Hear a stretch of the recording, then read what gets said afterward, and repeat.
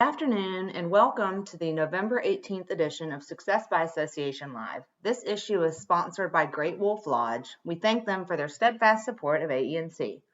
Today's article is written by Farnoosh Brock and is reprinted with permission. The article is titled The Serving Mindset: Drop Your Agenda, Stop Selling, and Grow Your Business. Dropping your sales agenda can be your greatest competitive advantage. Every one of us has an agenda, whether it's hidden or not. Every prospect that you come into contact with feels your agenda. Now, what if your agenda is actually holding you back from creating the most success in your business? What if you could stop selling altogether and create more trust with your customers, more profits for your company, more commissions for yourself, and more fulfillment and joy in the process? In this article, I'd like to share with you why and how dropping your sales agenda can open many more doors of golden opportunities. Nobody likes to be sold to, not even the most eager buyer in the world. I don't know about you, but when people pitch their sales agenda to me, it turns me off big time. So when I quit my corporate job to go into business for myself 9 years ago, this question niggled at me. How can I possibly be selling when I couldn't stand being sold to? The question sent me searching and experimenting in hopes of finding a method that allows me to stay aligned to my core values and to acquire high-end clients.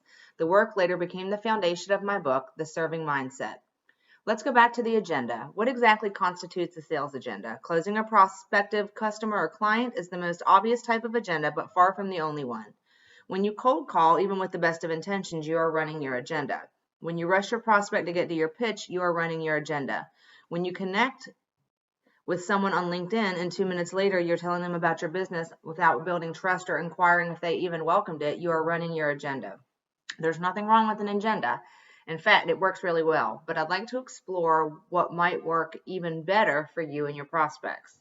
You see, the problem with an agenda is that it pulls you out of the present moment. It's impossible to be 100% present with the prospect and think of your agenda at the same time.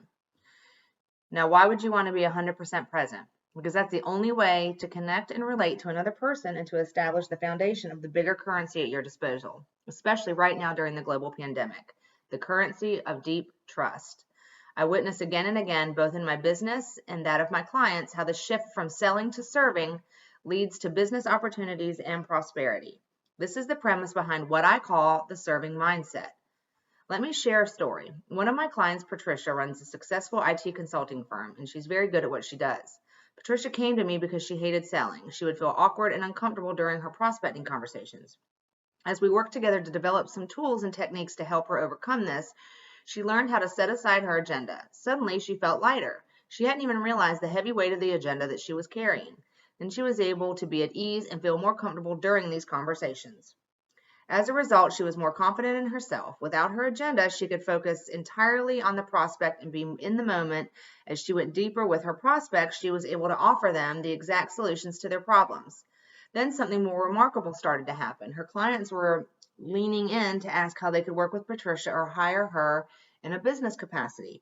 Patricia went from selling to serving, and the result spoke for themselves. Not only did she feel confident and comfortable in her conversations, but she was creating actual business opportunities without the push and shove of selling. Patricia set aside her agenda to adopt the serving mindset, which comes down to two things: deep caring and deep curiosity. When you can show your prospects that you deeply care and are deeply curious about their challenge as well as their goals, whether they buy from you or not, you are in a true serving mode. The reason you want to care and be curious at a deep level is simple. Until you have done this, you do not know enough to offer the ideal solution to their problems. Let me illustrate this with another story. Another client, Shannon, had recently made Chief Marketing Officer of her company in California. A big leap in her career, which came as a result of the leadership coaching we were doing for her. Shannon is a scientist by training, extremely bright and knowledgeable. In her role as CMO, her main responsibility was to form key partnerships with other companies, and she was having some challenges doing this. You see, Shannon was able to lock in the first meeting, but wasn't getting invited to subsequent ones.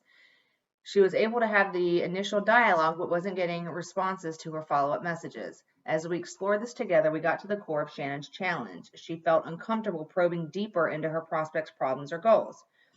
She felt as she was crossing some personal boundaries or being impertinent. As a result, most of her conversations were perfunctory and surface level. As we worked, we developed some tools to help her overcome this, and one of them was the art of asking permission before going deeper. In this manner, Shannon was able to respect her own boundaries while doing the necessary work of going deeper with her prospects to get to the real challenge. In return, she got more than she bargained for. Her prospects were willing to tell her the problems at great length. And why is that? Because Shannon learned to create a safe environment in which her prospects could feel open and valuable. She started to have these conversations. She began to lay the foundation of deep trust and long-term partnerships. Shannon went from pleasing to serving, and again, the results spoke loudly in her case. She learned how to powerfully serve each prospective partner and how to invest the right amount of time and energy into that relationship, which later led to a fruitful connection. Focus on deep trust, deep caring, no agenda, and the true desire to be of service, and you will accomplish the greatest feats in business and personal relationships. My friendly challenge for you is to go into your next prospecting conversation without an agenda and with a serving mindset of curiosity and caring, and in this way, elevate the quality of your conversations. I hope you feel inspired to go deeper with your prospects after reading the above. I really look forward to coming to AENC in December to share further ideas around the learning mindset, particularly leadership mindset, particularly as it applies to leadership right now during the global pandemic, and how you can lead and inspire your choice of influence with the power of the serving mindset. Until then, Farnoosh Brock. That concludes our article. We hope you have a great day.